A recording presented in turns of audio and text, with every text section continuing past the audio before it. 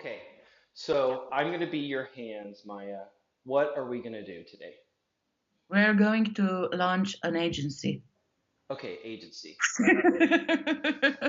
I write that anywhere here? No, just first we need to discuss the purpose of this exercise, right? Okay, So you and I are trying to establish a growth hacking agency during this course. So this model, similarly to Business Canvas, will help us understand the main blocks that we need to cover in growth hacking, and will also help us gain a lot of ideas for experiments that we will launch in future. So we will start by first defining a persona, what this persona needs. We will move towards the funnel that we have for this specific service, and we will list probably at least 30 or 50 experiment ideas to fit our backlog. cool. So persona, this is our target audience, right? Yes? Okay. So are we ready to start? Are you ready to start? Are we going to go? Yes, totally. So, Davis, to whom are we going to sell our services?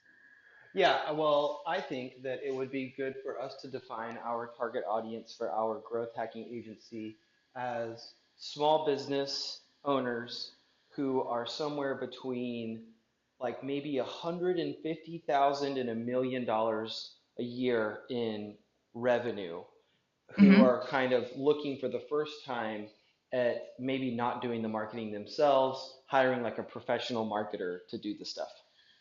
Right, that's a very nice description of a segment, but for the purpose of persona, we have to narrow it down to an individual level. So let's give this person a name. Okay. Yeah, so I think that our ultimate persona, sort of should be the business owner.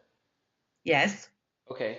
So, okay, So, well, actually, we're in a coffee shop here, mhm. and I think that this is a great example of a business owner. I know the owners, and it's two people, and their shop is more successful, they're getting busier, and I think that they're in a position where they would be willing to pay somebody a few $1,000s a month to actually do the marketing. So, should we call it Robert?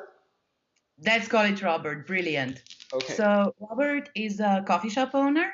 Mhm. He's approximately how old?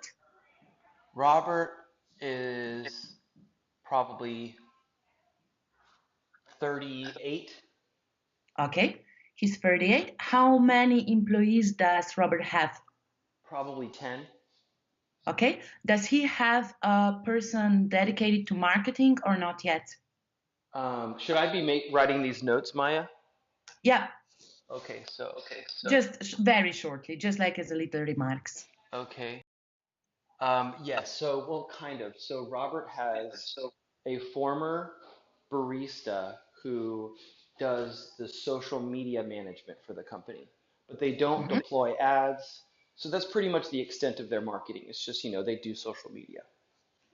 Okay, so currently there is one person doing their communications. Okay, yeah. Cool. Uh, do you have any idea what is Robert's budget? How much is he willing to invest? You said a couple of thousands per month? Well, I know that Robert probably makes around 35 to $40,000 in revenue from the shop. His Hmm. margin is about 4% or 5%. So the profit margin, so probably he is taking home from the shop 7,000-ish dollars a month. I think Robert would probably be willing, if you could make the case to him, to allocate somewhere between $2,000 and $4,000 a month on a recurring basis. All right, so that is for services and for budget. Let's write it down. Like $4,000 per month would be a budget that Robert would devote towards this. In the Right. target audience? In the target audience in persona, yes, because this is a B2B persona and we are doing it a little bit differently. Okay. So let's move to, let's say, Robert personal life and vibe a little bit.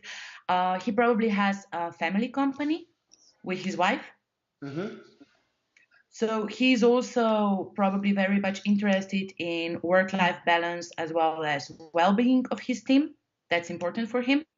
I think he's interested in the well-being of his team, and I do think that this is one thing that I see among multiple owners in this category is that Robert has another job. He is a full-time cop. And so I don't know if work-life balance is one of his issues because he's 38. I noticed that like basically he does this because he likes the coffee shop and he likes the community. So I don't really know for him if work-life balance is an issue. I think for him time is an issue. Okay, let's write time. So this is here still in the target audience. Yes, Okay. this is like a little bit of his pain right now, right? Mm-hmm. Yep.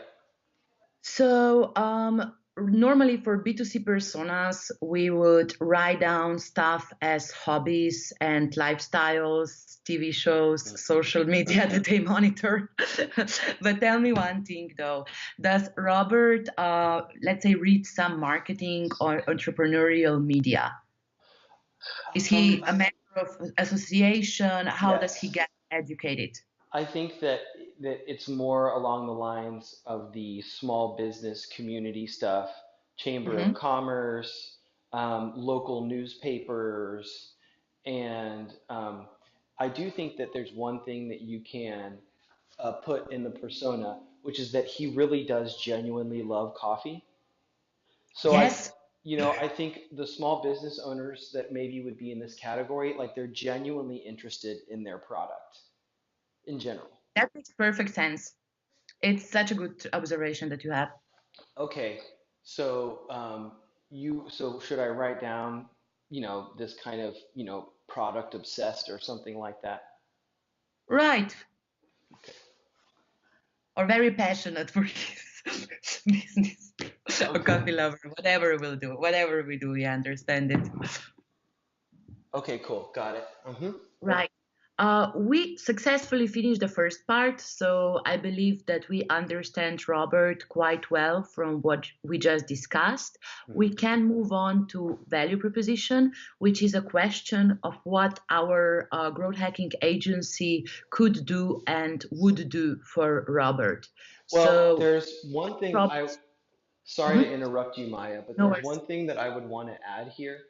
I think that for somebody like Robert, ROI is a big deal because Mhm. for them to take, 4,000 of their $7,000 of profit a month is a big amount of their profit relative, it's like over 50%. So I think that you would have to make the case to them that this is good for their business long term. I don't know exactly how you phrase that, but I do think that if we're talking to people in this category, that it's the first time they've ever maybe hired an independent marketing agency, and like kind of the way that you play with the budget is important. All right, so I would be more proclined towards putting this in value proposition that they Okay, are cool. driven. So I totally get what you mean. Maybe they didn't work on this before. Maybe they had bad experience and like people who gave them bad advice. So this is risk that Robert and small business owners are perceiving.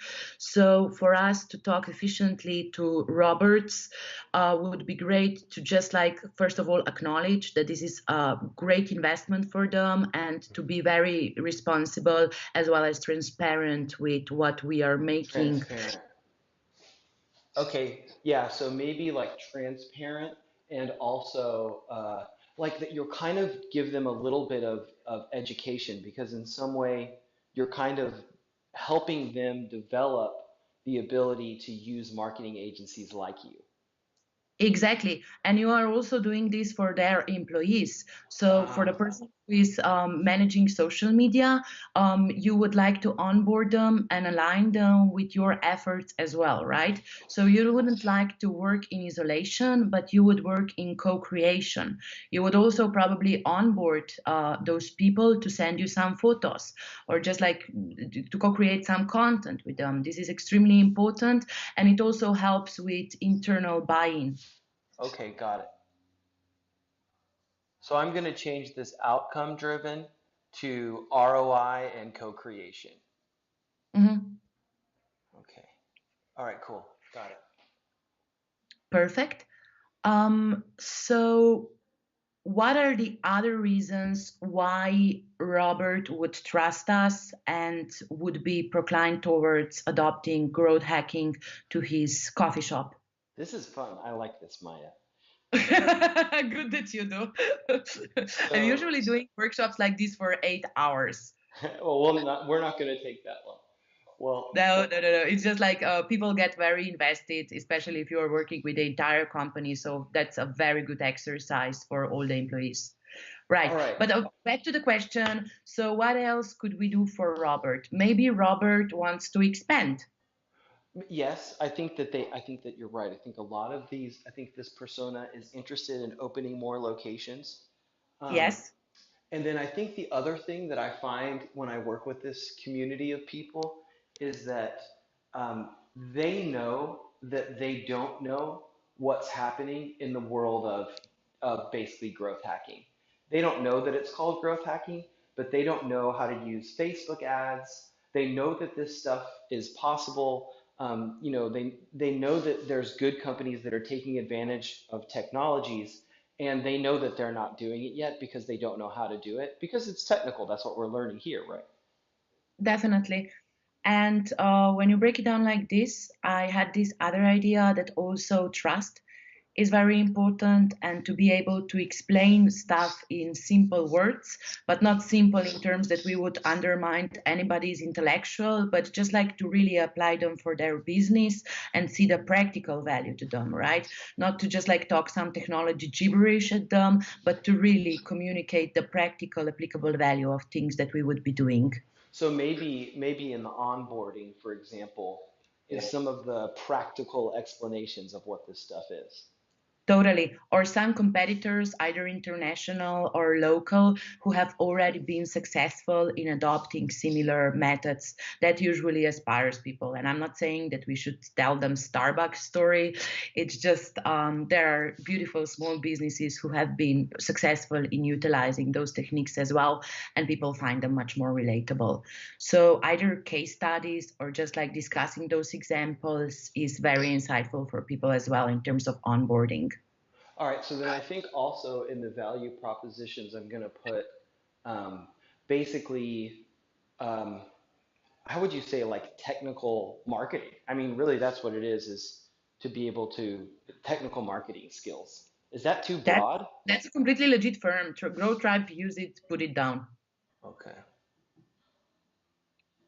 And to also help with some technology setup, right? Because usually those companies don't have a devoted programmer, and you cannot just say implement that, but you should really have these hands-on skills Hmm. and to do stuff for them or like teach them how to do stuff for them.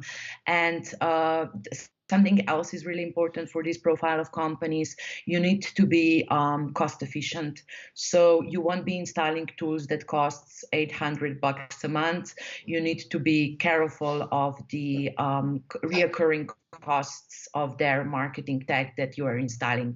It's a very huge one. So those profiles of companies usually prefer free tools, and if you have a paid tool, you would have to do one hell of a job to justify why should they pay for it. Okay, cool. I Um, think that we are very clear on that one. Do you have anything to add? Yeah, the only thing I would add is that a lot of these people are very community oriented. So I think that if you could share in their value proposition, in your value proposition to them, that like something about building their community, I think that's good. Yes. Um, because I know that it's soft, but I think it's important.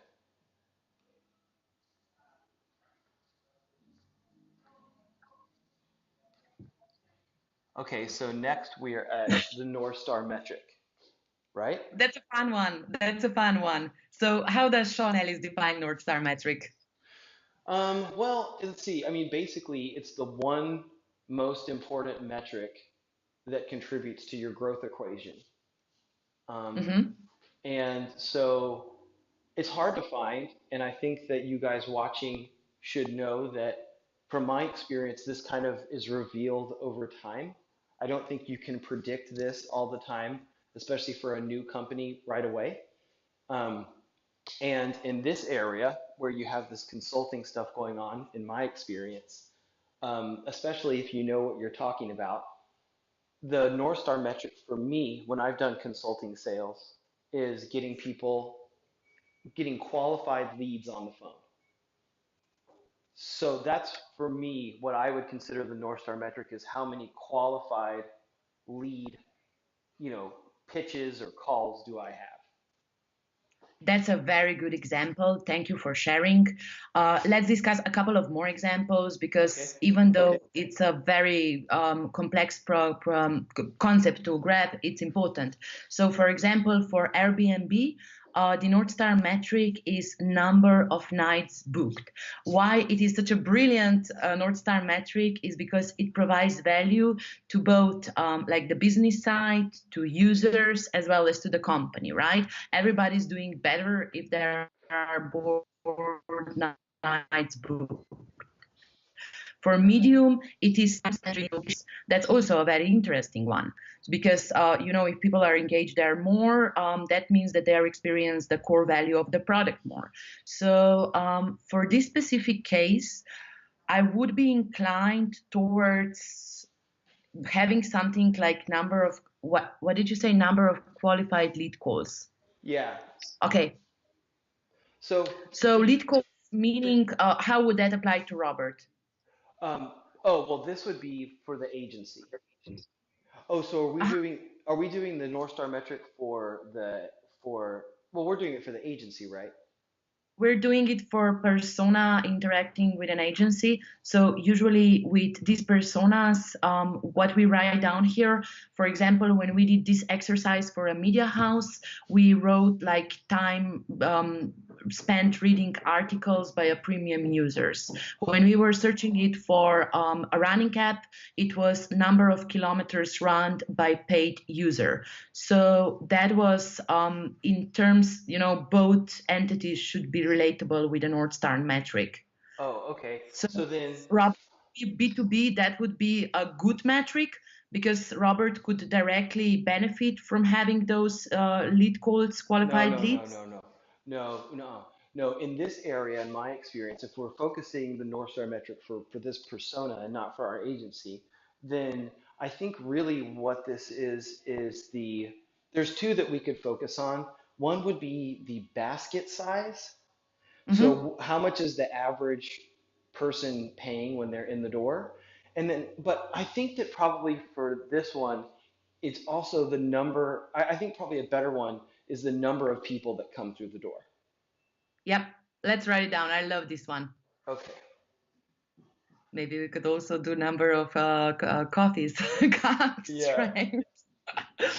No, but that's a good one because they will be observing traffic. If we get more people into the shop, um, that matters. Like this is a success for both of our sides.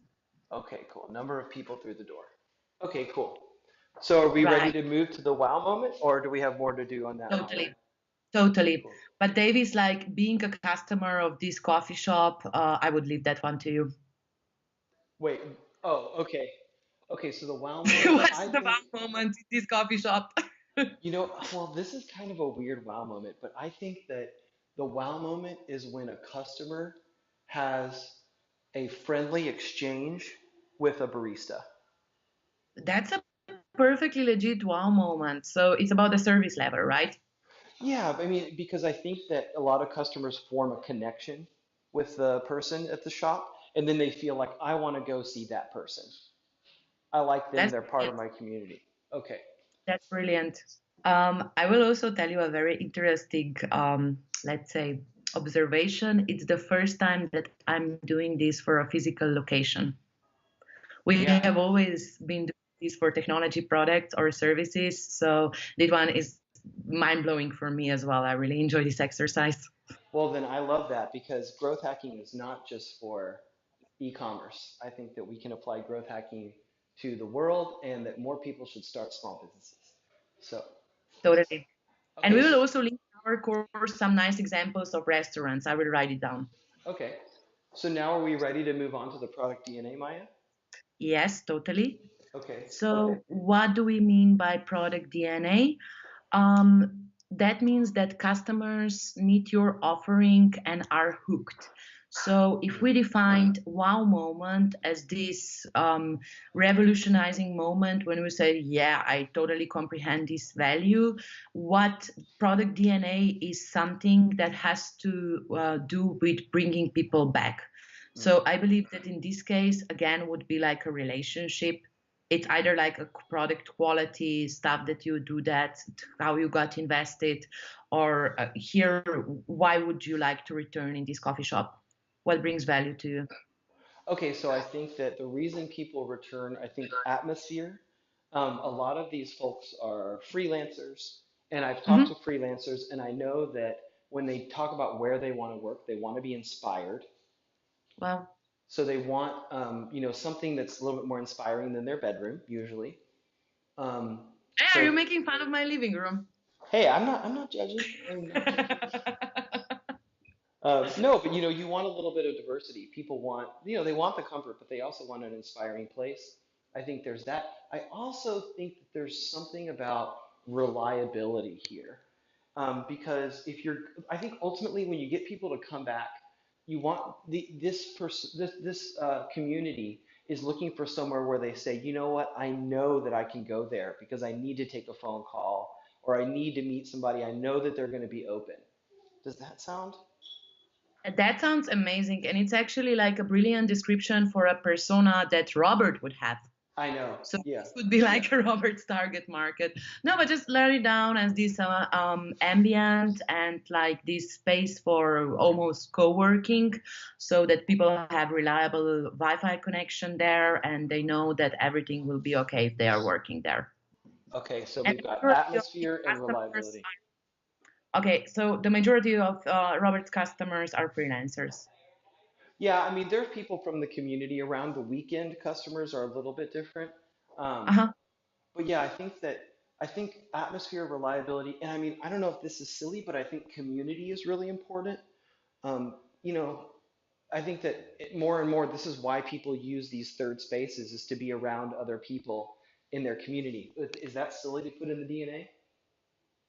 It's not. Okay. It's not. But I have one comment. So this Yep. is product DNA for Robert's place.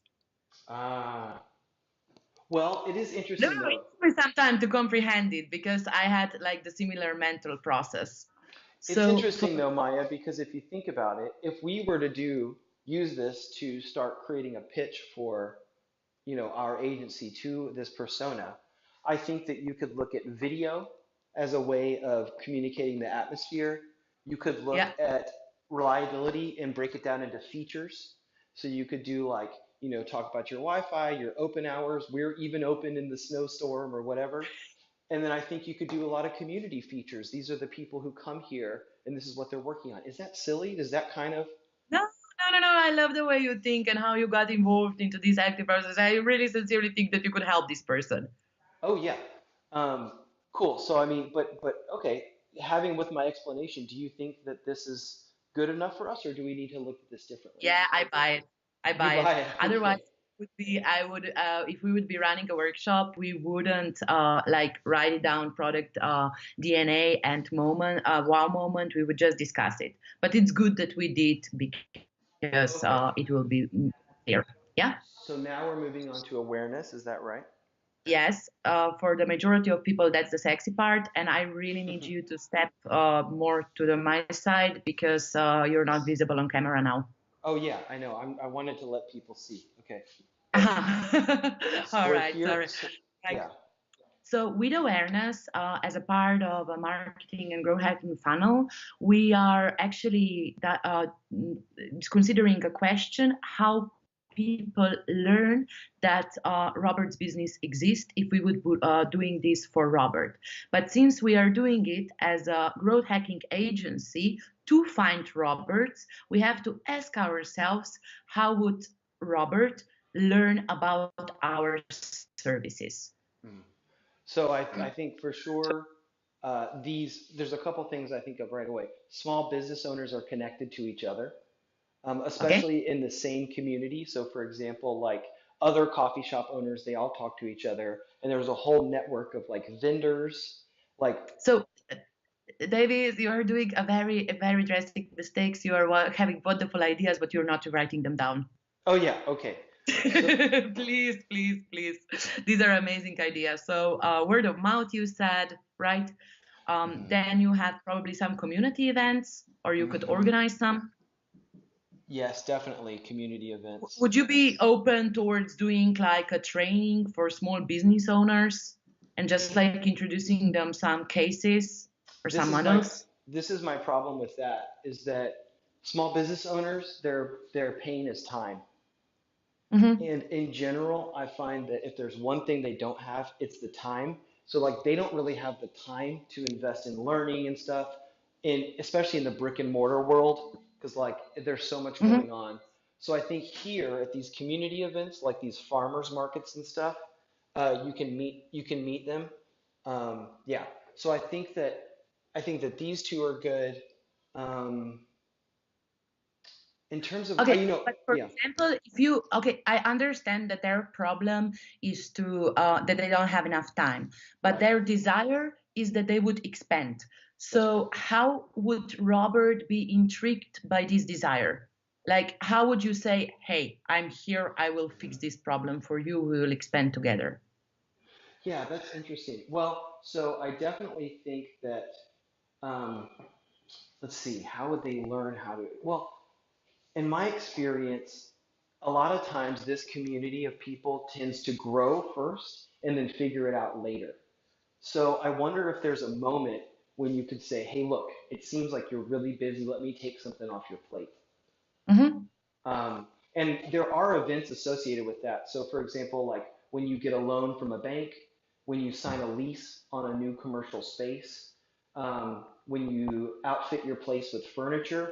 And so I know this ties into the word of mouth thing, but I mean, to me, that's like real estate agents, that's bankers, that's like furniture vendors and interior designers. There's all these people that know a lot of people that are all associated with small business owners becoming aware of something. Cool. So you could ask them for leads and just like get this intel of the market of who is expanding. That's a very good one. Would you also be able to conclude this based on their activity on social media? Hmm.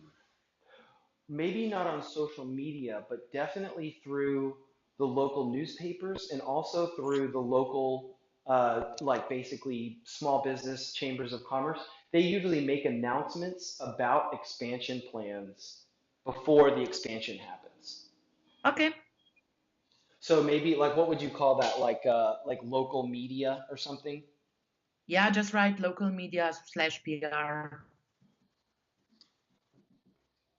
Hmm. Okay, cool. So are we ready to move to acquisition? No.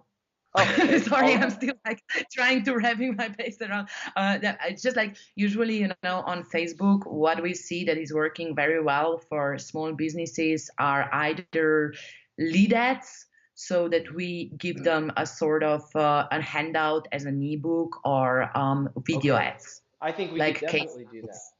I mean, I don't know how you want me to write this down, Okay, but for example, just like as a channel. So yeah, how I we mean, make Robert aware that we exist. yeah, I mean, I think that especially with interest-based targeting on the different social media platforms, there are definitely Mhm. social media handles that are associated with things that maybe only small business owners would be paying attention to. Um, Yeah, and so I mean, I think that we could look for small business software. We could look for local accounting firms. Like, I don't know, there are certain things that I think that you could use to target that would make sure that it's probably mostly business owners. Super. And what would like this value proposition be on those ads? Like, Mm. how would you trigger their interest? I think just letting people know what is happening. I think a lot of times they just don't know. If you had like what's the landscape, what's possible, a case study, like you said, I think that type of stuff, just making them aware of what is in the world, I think is good because they know that they're too busy to learn all the time. Yep. That's okay. Are So we should okay with? Oh, sorry. should I add that to the social media Yeah, please, ads? please. Okay. These are like very good ideas. This is, how you get this awareness campaign, how to first get traffic to your website or whatever material you are promoting. Okay. Okay. Great. Okay. Cool. We'll move to acquisition now. Okay. Acquisition is a part of a funnel when we will actually be able to identify Robert, usually with their email. So, for example, if we have a website, did you raise your hand? I raised my hand. Okay. Do it. So the reason I raised my hand is just that I wonder if when we're talking about this stuff, that having Mhm. a brand that is like, I think branding is becoming an issue because what we're seeing here is that we're saying that there's all this really advanced, cool marketing stuff that mostly is associated with startups, but you can use it for a brick and mortar. And I think that that right there is maybe intriguing. Would you put that in awareness if we were to say like, I would really put this in awareness. okay, Acquisition for me is a point when I'm actually able to send them an email okay. or call them. So I'm going to say something like startup thinking for small business Yeah, as a that's a brand. good one. Okay. Okay. Sorry, Maya, I interrupted you on acquisition. No, come on, it's a brainstorming session. It's not a lecture. We Okay. are both actively co-creating this together. Okay, cool. Cool. For acquisition. So after we will be able to attract Roberts with these amazing awareness triggers that we just stated down to an actual landing page or our social media profile, how will we make them trust us or provide them enough value for them to feel comfortable to leave us their email or to apply for, let's say, a free coaching or whatever we will offer? Usually, in this stage, we are using techniques such as, sorry, I will have to read them now because I have curriculum. We will have to edit this video a little bit. So we can either promise them a white book, a white paper, which is a weird French translation for ebook. So to give them a sort of content, we can invite them for a webinar. We can introduce a newsletter and promise that they will get a useful weekly tips. Then we have can send them to a specially targeted landing pages that solve their specific problem. We can create quizzes, exit pop-ups, or just play around with content marketing a little bit to then at the end capture their email. So we have been discussing some of those techniques already when we were brainstorming for awareness. But for acquisition, do we have, aha, you already put some things down. Could you explain them? I was taking notes. I mean, Uh-huh. okay. So the thing that I added was social proof. I In, think that in terms of testimonials yeah, or testimonials. Yeah, and of course, there are some social media platforms where you could say, "Hey, did you know that your friend who's a business owner likes this agency?" Um, and then ebook, webinar, newsletter, quizzes. I think that's all great. Yeah, so I just was writing down what you said as you went there. cool. Would you be willing to do a free consultation with Robert? Could Robert apply for a 15-minute or a 30-minute talk? Yeah, I think that that's worth it. For me, I would think about the service design of that.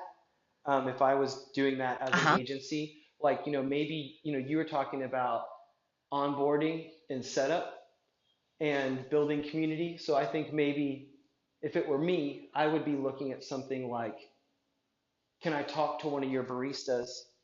Can I can I look at who your community is, and then maybe you make like a little pitch deck for them or something like that. Um, you'd have to tweak that, but I would be looking at something like some kind of pitch. If there's a way you could make a little pitch, I think um, just No, get that's a some brilliant idea, investment. but I personally comprehend it more as an activation. So this Oh, is how okay. you, for example, get to a meeting with Robert. Right now, we are still discussing what would intrigue Robert to give us his email. Why would he care? Like, what magnets could we put on our website? How to create enough value that he will entrust us his email or a telephone number? I would say telephone number because email's not good enough for what Mm-hmm. we would be delivering, but I think an audit would be good. This has been used in like the SEO world a lot.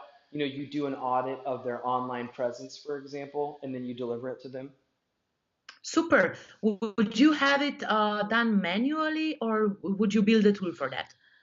I guess you could build a tool if you had the resources to do it. You know, you could say if you basically your tool would have to have an API that goes to, I don't know, the different social media platforms. How many followers do you have relative to other people? Maybe you can plug in get some stuff from their website.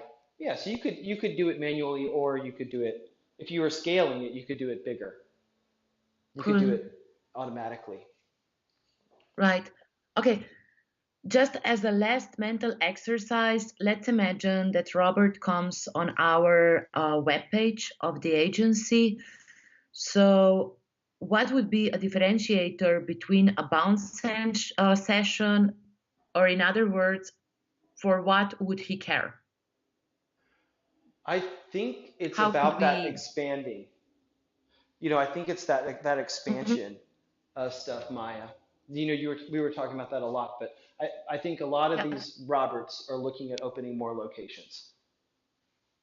Okay. So, how would we, with what content or with what tools, techniques would we be able to give them this content? Would this be an ebook? Would we offer a seminar, a webinar? Like, what would the form be? What is the marketing channel behind? There's a lot. I mean, we could do, of course, if it's Eazl, I would do some sort of like short free course, maybe. Uh-huh. Oh, You that's a very nice one. you Could you know, write like a course about expansion? yeah, a short course, how these, some ways that people expanded beyond their first location or something. Brilliant. And then, the other thing that came up to me, especially once you have um, some clients, would be some case studies. Uh, if you said this is what happened, Nice. and yeah, so those are things that I would focus on probably. We were very successful in covering this one. Okay, so now we're Now, at activation. now we're in activation, and we will actually talk about onboarding, which you are trying to do this before twice. So you must be very passionate about this. Activation is about making sure that users have a great first experience with our product, which Davis again is not coffee, but with a service so that we convince them that it's a right decision for them to work with us. So some of the techniques that we are doing here are these traditional sales. So we would invite them for a meeting. We can also have some tutorials. We invest in customer support. So we onboard them on chat or something like that. And we can also send them like drip campaigns. For example, if we would just capture his email and would still have to win his trust before coming to a meeting. So do you think that onboarding is complex with Roberts? I think that personally, I put the nuts here with a big bunch of things. The new Mhm. user experience, which you guys have learned in the course. And I think it's probably the most essential part, uh, probably the most essential part of all this stuff, in my opinion, because it's going to predict whether or not you have success here. And then it's also going to, if you do it right, give you tons of data that you can use. So I focused a ton of energy on the new user experience and for those of you in the 8-step business launch service design. You're totally right. From what I see from software companies, their week one retention is anywhere between 10 and 20%. So basically, what is going on is they're using 80 or 90% of customers within first week, which is terrible. And this is everything has to do with new user experience and just like onboarding them to really understand the product. But let's be very concrete here, Davis. What is onboarding in context of Robert? So after Robert submits you an email or a telephone number, what happens then? Yeah, that's a good question. I mean, I think that it's something that I would want to evolve over time, but I would be saying, I've seen this a couple ways. I mean, one way is to basically have a meeting with Robert. So I'm just Mm-hmm. going to put this here with Robert. Because one way that I've seen this be done differently with some of my friends who do sales for B2B apps in the Bay Area is that they actually market to the employees. Mm-hmm. So I've seen in the past that what they'll do is do things like connect with the employees and then get information and then try to get the employees to sell to Robert. Um, and you're that's right. You're right, Maya. This is not the new. I mean, I guess user in this framework is kind of weird. It's not that Robert's necessarily a user, but I do think that this is setting expectations with Robert and stuff like that. But to me, in this area, the main thing is getting information. I think you're totally right. And just have something in mind when we are doing this exercise. So, a lot of things could be put on different stages of this funnel that we are brainstorming now. For example, when you said that you would go and talk with Robert's employees, that could be awareness and acquisition as well, right? So, Totally. it would be just necessarily to get to a meeting with Robert. So it's pretty complex, but still, this framework helps us to brainstorm better. So, whereas there is no 100% way of making sure that you put one idea into the right section, it's important to at least structure the debate in this specific area because you can always return to a previous or the next stage. Usually, also with word of mouth, this could easily be considered as referral, you know? Yeah. I mean, So again, just to highlight that there isn't my way or the highway, but it is a very fluid exercise. yeah. I mean, I think that okay. So actually, okay, so activation Maya. When I Mhm. was recruiting in San Francisco, which was a very heavy sales job, we would do site visits Cool. because there's something about being able to see the place, meet the person face to face. Yeah, so maybe there's a site visit. Does that? Yep. And they also trust you more if you actually use their product and service. So that's a very Mm, good experience for them as well, that you are actually have, you know, that you care and you have hands-on experience because those people are taking risk with you. And the minimum that you can do for them is to return a favor and have a nice cup of coffee so that you could also write then a follow-up email. Hey, I was at your place. It's amazing. I enjoyed there so much. Can't wait to discuss this opportunity. yeah, and I mean, one thing I can think of as well, maybe there's a way where you could offer to do some free, maybe you would pay for $10 or $20 worth of ads for them if they gave you access to their stuff. Because then you could get information. You could prove to them that this is what happens. I think most people, some of these Roberts may not know that what $20 worth of social media ads done by somebody smart can get them. You are moving to a very interesting direction. So either you give them a coupon for your services, Hmm. which would be a free trial for them, right? Hmm. If we come back to the tech vocabulary, just write free trial, please, or just like a coupon or something like that. Hmm. And the other thing would be to sell them a service which is a little bit cheaper. So I also seen this working very well for our agency. So first of all, you know, we are able to sell the audit. So we don't do any free auditing work whatsoever, but it is still a penetration service. So this is a break-even-ish service for us. Of course, we put a lot of work. It's still better to do this as a in comparison with a free pitch. But basically, what I'm trying to say is to sell them something that decrease their perceived risk, you know, so that they can have a very concrete value, but you don't ask them immediately to send a yearly contract with you. You don't ask for that much of a commitment. Hmm. Okay, cool. Okay, cool. I've written that down. Super. Yeah. Um, okay, cool. Are we ready to move to retention, Maya, or do you want to still spin Yeah, some stuff totally. here? Okay, No, retention. totally ready to do that. So in activation, just to conclude, I think that was like a brilliant way how to conclude this funnel. So in activation, we wanted to make sure that Robert has a great experience with us, so that we either meet him in person and he likes us, or we do some good work for him and prove this with result, or just like be able to get to the next meeting where we can actually plan what we will do together. So after we performed for the first time and win Robert's trust, how could we be worthy of having Robert's retainer? Okay, So well, we break this up into a few different in the class. We do, basically immediate short or immediate middle term and then long term retention. But are we only yes, looking at immediate retention, Maya? so I would again connect this with the nature of a business. So usually, as an agency, we would be proclaimed towards selling monthly retainers, right? Because that would be good for our predicted revenue flow. Hmm. Okay, so that's mostly our goal here is monthly retainers. I don't know. We are still brainstorming on that. So we will, of course, discuss more of these options in revenue. But if we could agree for this for retention, that would lead us somewhere. But if you have other thoughts, please present them.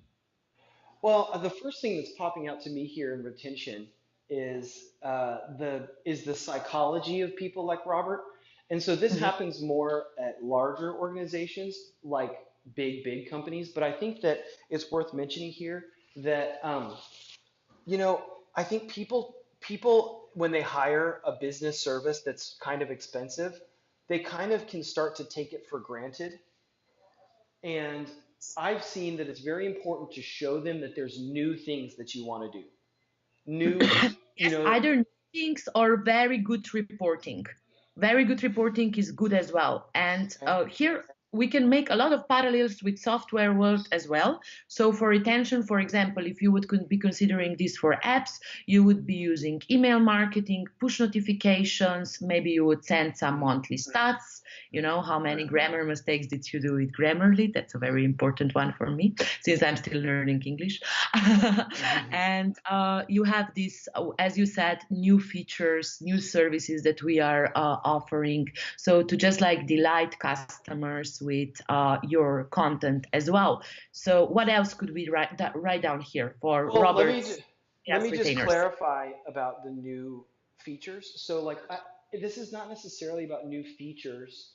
The what I'm saying is that, like in the world of marketing, um, I think that to let them know like just how fast Facebook is changing. Oh, Facebook lets you do this now. Oh, Twitter lets you do that now. Oh, like we can Okay, so automate that would be like this. education. That would be like Okay. marketing, content marketing with education. But that's a very good one. And for example, as a feature for our agency, let's say to cross sell, we could say, "Hey, Robert, we will try lead ads this month. I saw this working for one of your competitors. Exactly. Let's try this out." Right? Yeah, That would be because the then it's like constantly interested, like, oh, how's that going to work? Oh, is this going to yeah. work? That kind of stuff. Or for example, there is a cool coffee shop in Sweden that I follow. I'm sending you Hmm. their social media pictures all the time. They're amazing. They just started to work with one influencer. They are posting a lot of stuff of this influencer on social media. Let's try to do this as well. Let's untap influencer marketing. One thing that I know works in many sectors in this stuff in psychology is benchmarking. So like if you can basically if you can say this is what the leaders in your industry are doing and how you compare, somebody like Mhm. Robert, who's a business owner, might get inspired to be competitive. And they would say, well, if the industry leaders are doing this, I should be doing that too. And maybe Yes, that keeps them involved, kind of like what you're yes. saying here. That's a very good one. And their own stats as well in that perspective process, because not only do they get competitive with others, but only with themselves, because they would like to do better each month. Okay, so leadership benchmarking. Okay, cool. Yeah, I mean, the only other thing that I see here that's kind of soft, but I think is pretty common, is, some of the traditional stuff of uh, things like holiday parties, um, giving them shirts, branding, things that make them feel a part of your community, company thing. Okay. I love what you're saying because I was working with a salesperson once who told me that people are squirrels, so like chipmunks in your language. That means that we are like very passionate for free stuff and we very appreciate it. And for us, like these t-shirts, I'm wearing one from Might Kings right now. They maybe cost them like 10 euros, but because I wear them, I promote their service all the time.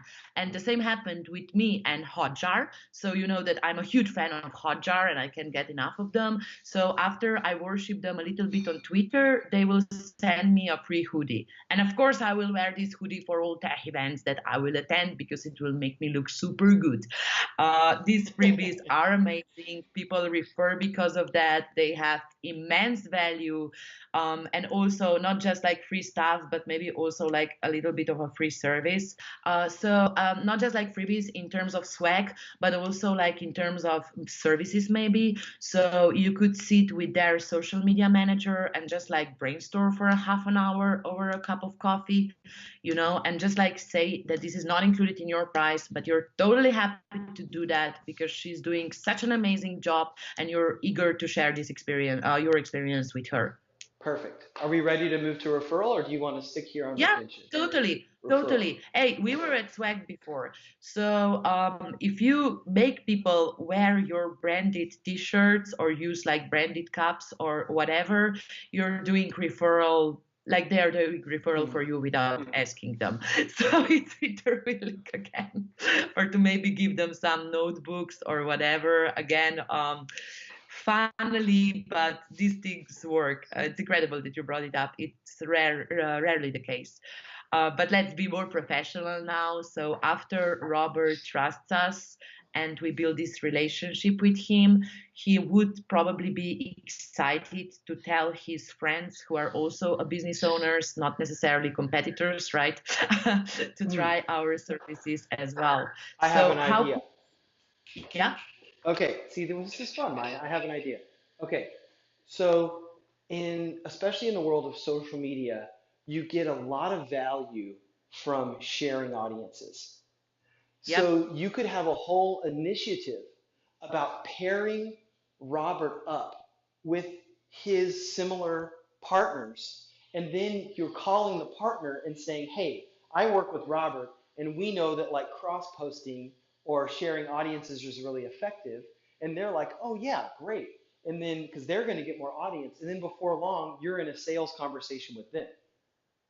Brilliant. So if Robert, for example, is targeting on freelancers, you could maybe easily come to to talk to a co-working space as well, or not? Oh, you mean at the coffee shop or at a different place?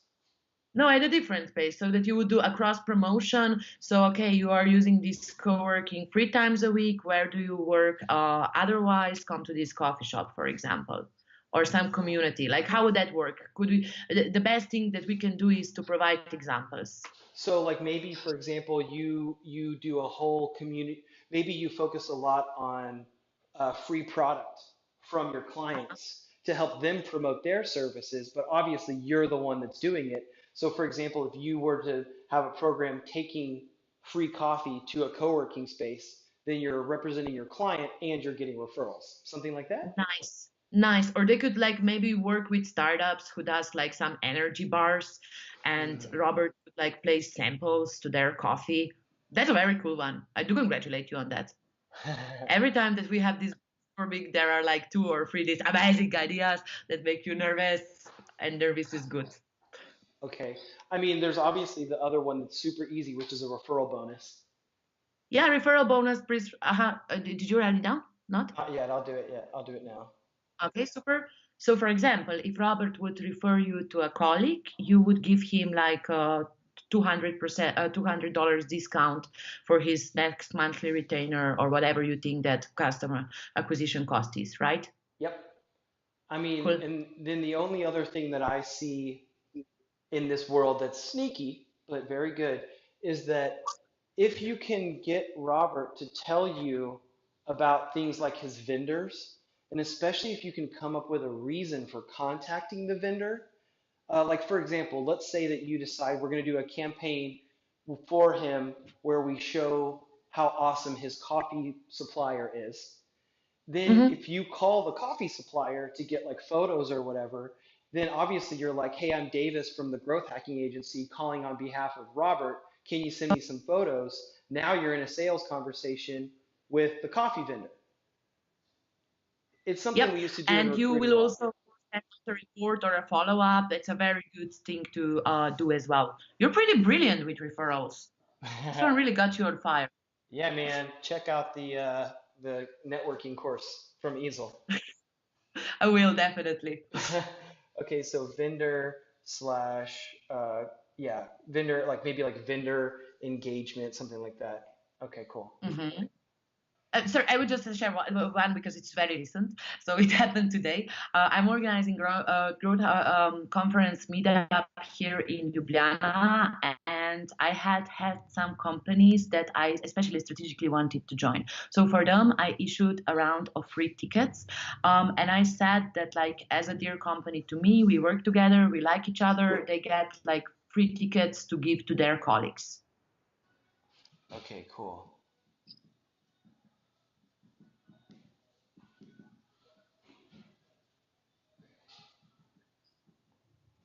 If I was in your town, I would go to your event, Maya.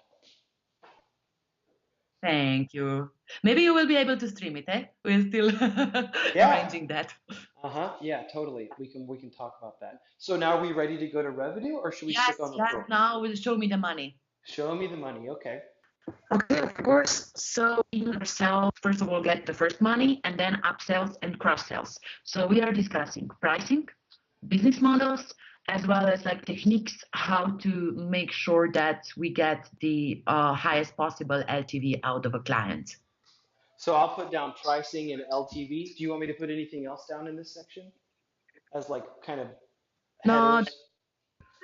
no, that's okay. Like I think that they are good headers. So for the business model, we first said and we already discussed a monthly retainer. Hmm.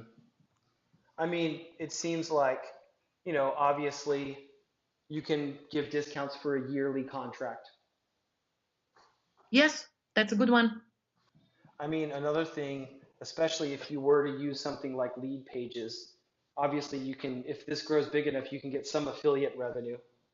Yes, affiliate revenue from softwares and let's say your suppliers that you are bringing your business into. Well, like Um, for ads, like a lot of papers will split. They'll give you a commission when you bring them a bunch of ads, right? yes. Okay. Anything else in the pricing business model that you see, monthly retainer, yearly discounts? You said upsells. What should we do with the upsells, Maya?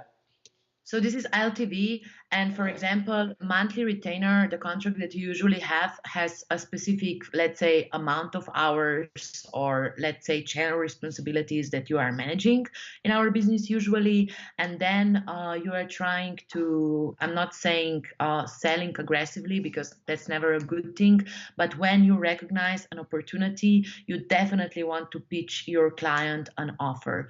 You would be able to sell them education programs as well.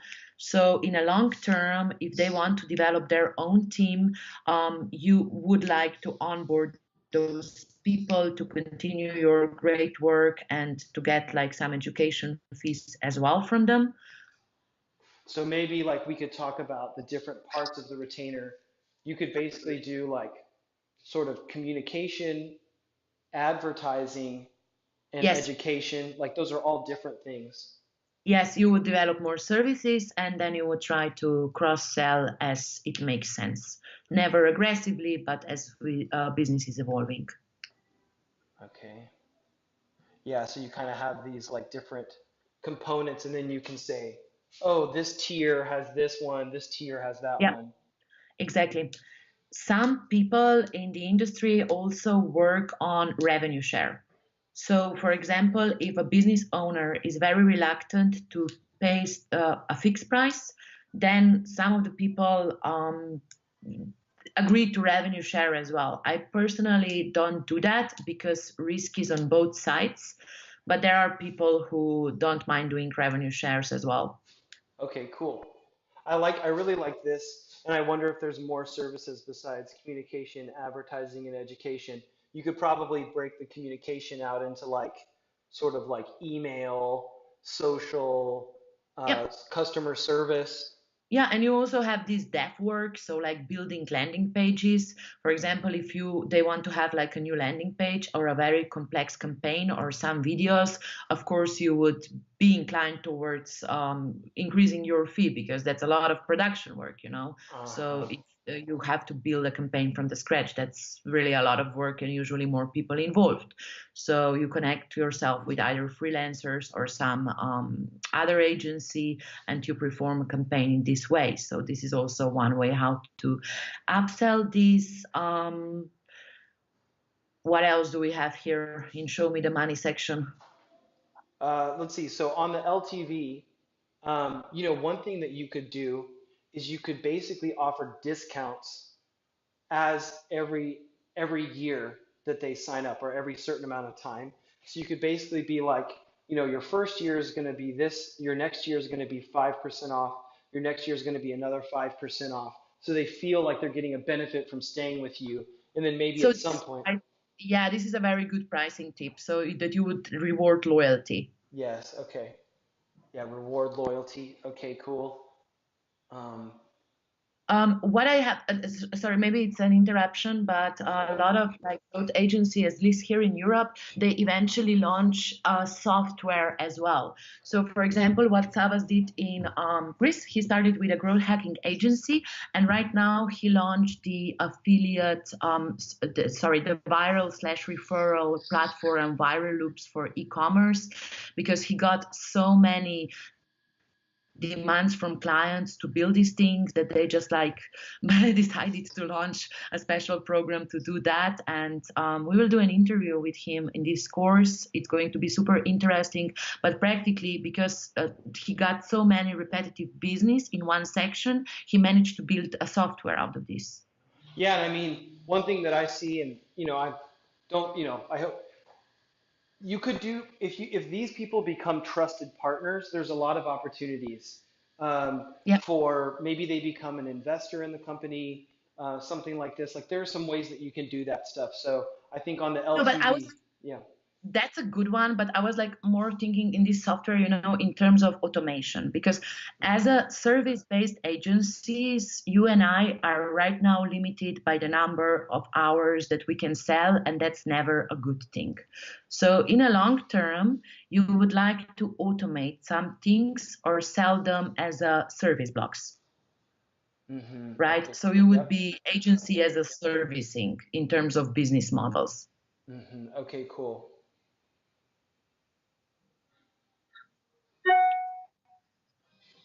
Cool. Got it. Yep. Um, yeah, I think that looks pretty good. Do you see any gaps, Maya? Is there anything I missed? I love it. I seriously love it. All right, Maya. Yeah, Well, I then have this exercise as well. This was so fun. congratulations to you for watching and finishing this stuff. So, Maya, No, it was amazing. I really enjoyed this section.